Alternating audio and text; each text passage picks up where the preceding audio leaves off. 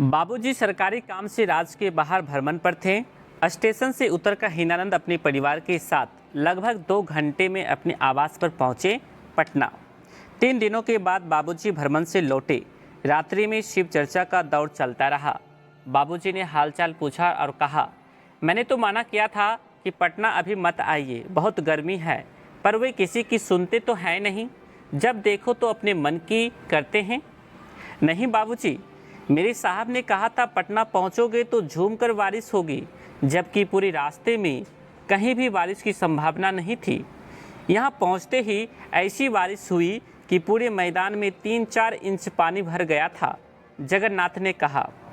बाबूजी ने एक गर्वयुक्त ठहाका लगाया। हाँ, तब तो सचमुच ही उसकी भविष्यवाणी खरी उतरी। उसको बचपन से ही भविष्यवाणी वगैरह का शौक था, अभी भी है। हम सब उसको मना करते रहते कि ये सब बंद करो, लेकिन उन्होंने अपनी जिद से सब कुछ सीखा। शुरू से ही हड्डी खोपड़ी घर में लाते रहते और मैं बाहर फेंकवाता रहता था। मैं ऑफिस जाता, इधर चुपके से फिर अपने रूम में लाकर रख लेते थे। अपने श्रद्धेय के बचपन की बातें सुनने में भोला और जगन्नाथ को काफ़ी आनंद मिलने लगा। दोनों कभी कुछ पूछते तो कभी कुछ। बाबूजी उनका जवाब देते नहीं अघाते। वे दिनचर्या के पक्के थे। वक्त पर खाना पीना, वक्त पर सोना उनकी आदत थी।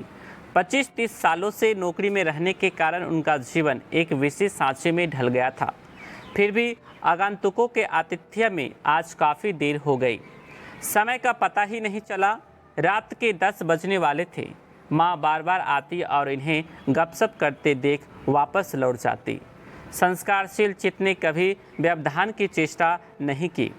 अंदर जाकर सहायक से कहा, जाओ जाकर साहब से पूछो खाना अभी लगेगा या नहीं। बाबूजी ने भीतर के कमरे से आ रही आवाज़ सुनकर खाना लगाने को कह दिया।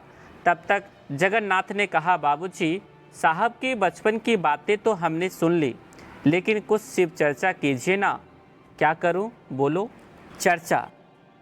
तब से क्या कर रहे थे? मेरा मतलब है शिव चर्चा। चर्चा तो मैं करता नहीं, लेकिन अगर और कुछ जानना चाहते हो तो मैं बता सकता हूँ। तो बताइए ना। फिर क्षण भर रुक कर बोले, आपने तो रामचरित्र मानस को विस्तार से पढ़ा है। साहब से कई बार सुना है कि मानस आपको कंठस्थ है। उसमें शिव की परिकल्पना कैसी है? हाँ, मैंने मानस को कई बार पढ़ा है। मुझे यह काव्य बहुत पसंद है। उसमें भगवान शिव का चित्रण किस रूप में हुआ है? ईश्वर और गुरु दोनों रूपों में, बाबूजी ने कहा। तो क्या तुलसीदास मानते हैं कि शिव गुरु हैं? कौन नहीं मानता कि शिव गुरु हैं? शिव तो गुरु हैं ही। गुरु का मूल रूप में अर्थ ही होता है शिव। तुम त्रिभुवन गुरु वेद बखाना, गोस्वामी जी ने ही कहा है ना। यह सुनते ही जगन्नाथ पूछ बैठते हैं, तो क्या वेदों ने भी शिव को गुरु माना है? बाबूजी कहते हैं, वेदों में शिव के गुरु स्वरूप का वर्णन नहीं है। वेद नहीं मानता, पर उपनिषद और अन्य धार्मिक व आध्यात्मिक की पुस्तकें उनके ज्ञानदाता स्वरूप का प्रमाण देती हैं। तुलसीदास एक कवि हैं और कवि तो कल्पना करता ही है।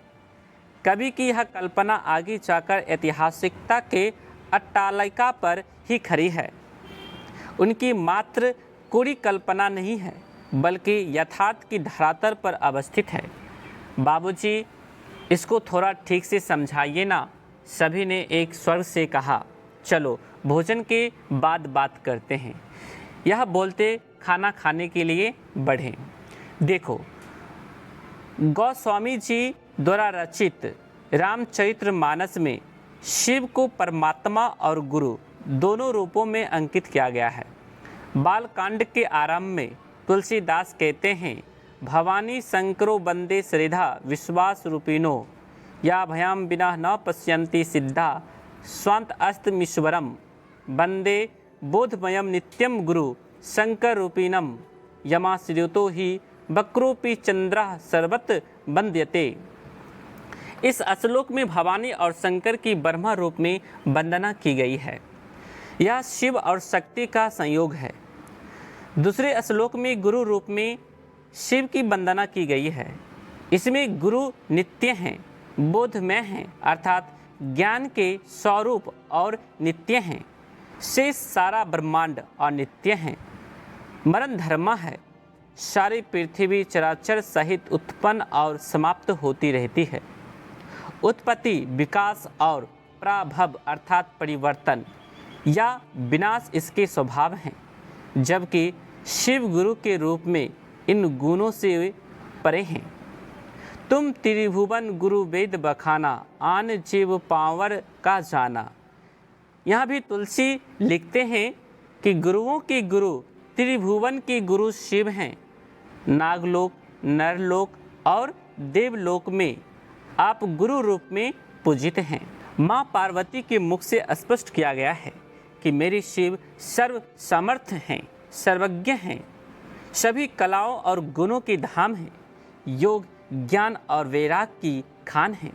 गुरु रूप में उनका शिष्य बनकर उनसे कुछ भी प्राप्त किया जा सकता है। शिव कल्पतरु की तरह सब कुछ देते हैं, इसलिए उन्हें अवधरदानी भी कहा गया है।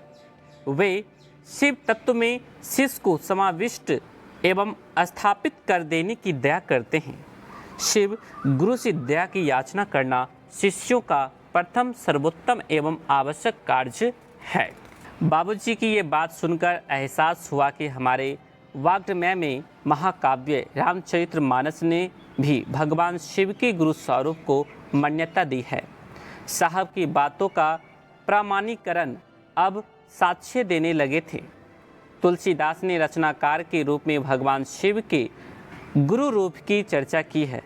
शिव का सुंदर, मोहक और अपूर्व वर्णन मानस में मिलता है। वे कहते हैं, आदि गुरु शिव के चरणों का ध्यान भव सागर से पार जाने की सिद्ध नौका है। मानस में भगवान शिव की विशद व्याख्या सुनने के बाद साहब की यह बात अक्षरशः सही साबित हो रही थी कि मेरे बाबूजी मानस की जो व्याख्या करेंगे वो शायद कम ही लोग कर पाएंगे। आज समझ में आया उनके ज्ञान का स्तर। निस्संदेह हमारे समाज के लिए एक आदर्श हैं बाबूजी। सभी को प्रणाम भाई बहन। इसे पूरा जानने के लिए पुस्तक अनमीर आखर ऑनलाइन ऑर्डर करके अपने घर मंगवा सकते हैं। लेखक अनुनीता दीदी हैं। इसे ज़्यादा से ज़्यादा लोगों के बीच शेयर करें ताकि दूसरे लोग भी इसे सुने, जाने और समझें। अपने दोस्तों में, अपने परिवार में, अपने भाई बहनों, गुरु भाई गुरु बहनों के बीच वीडियो को शेयर करें। साथ ही चैनल पर नए हैं तो सब्सक्राइब करके रखें ताकि नए वीडियो सबसे पहले आपको प्राप्त होगा। आप सबों को मेरा प्रणाम।